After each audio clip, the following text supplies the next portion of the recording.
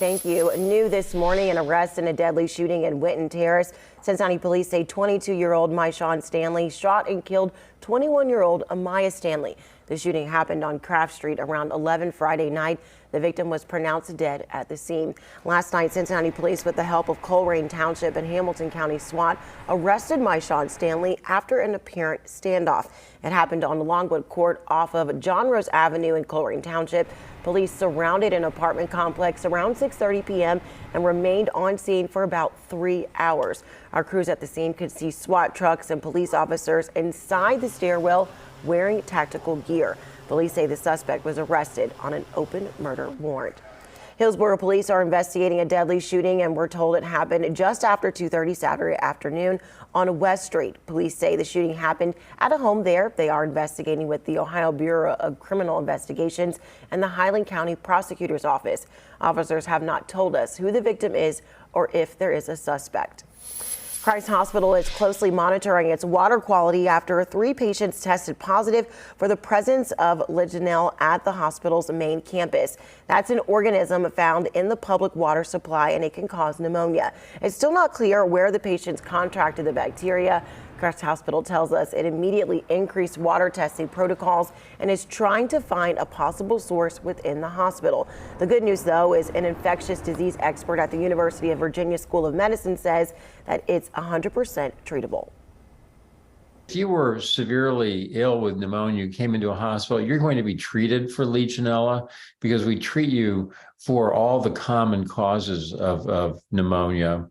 Legionella is a completely treatable infection, and it's great that this hospital diagnosed it because then they can give specific therapy just for Legionella and not have to treat everything else.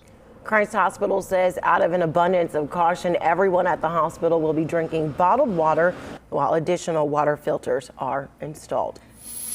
The Kentucky Senate passed a bill that would limit drag shows in public. Supporters say Senate Bill 115 is about protecting children, but opponents call it an attack on the LGBTQ+ community. WLWT News 5's Tiffany Wilson has more. The backlash and the response to this has been enormous. Kentucky's Senate Bill 115 is similar to first-of-its-kind legislation that was signed into law in Tennessee last week. It states that drag shows cannot take place where minors might be present. Every one of our children deserves a childhood that is protected and not confused.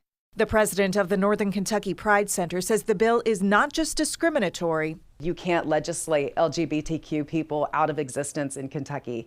But it also imposes on parental rights. If parents would like to take their kids to drag shows, they should be able to take their kids to drag shows. Senate Bill 115 now heads to the Commonwealth House. Even if it passes, Attorney Ken Katkin says the legislation faces legal hurdles. There's a very strong rule in the First Amendment that the fact that some content might be unsuitable for children is not a sufficient basis for censorship.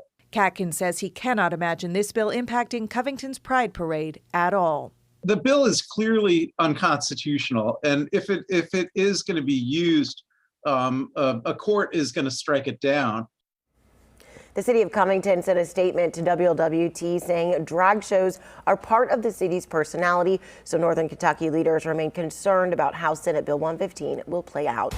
The Xavier Musketeers fall to Marquette ahead of Selection Sunday. Olivia Ray joins us next with what went wrong as the team awaits to learn its tournament placement.